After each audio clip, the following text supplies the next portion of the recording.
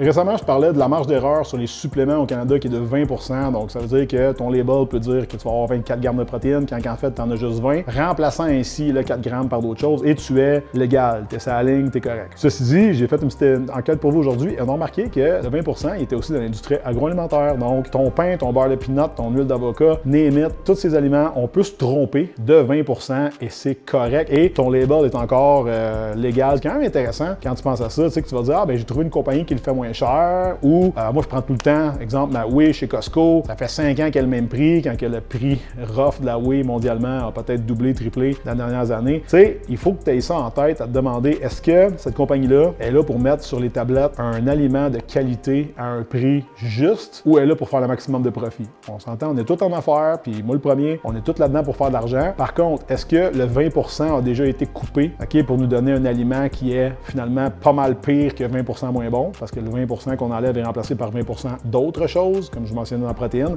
Moi, je trouve ça tout le temps intéressant de vous poser la question, s'il n'y a pas ça dedans, il y a quoi, ok? Fait que quand vous avez des compagnies très intègres qui ont un gros nom ou local, pur et dur, que tu connais la personne qui a fait ton pain ou ton petit plat ou peu importe, ben, tu vas tout le temps avoir une meilleure idée de la traçabilité de ce qu'elle utilise comme matière première. Donc, automatiquement, ce qui finit dans ton organisme. Fait que pense à ça avant d'aller dans les grosses chaînes d'alimentation, magasiner les aliments le moins cher possible, en n'oubliant pas justement que oui, il y a une idée pécuniaire derrière tout ça. Encore là, ça veut dire que parce que c'est un gros brand, c'est nécessairement bon? Non. Donc, fais tes enquêtes, fais tes tests et surtout, écoute ton corps et ton professionnel de la santé.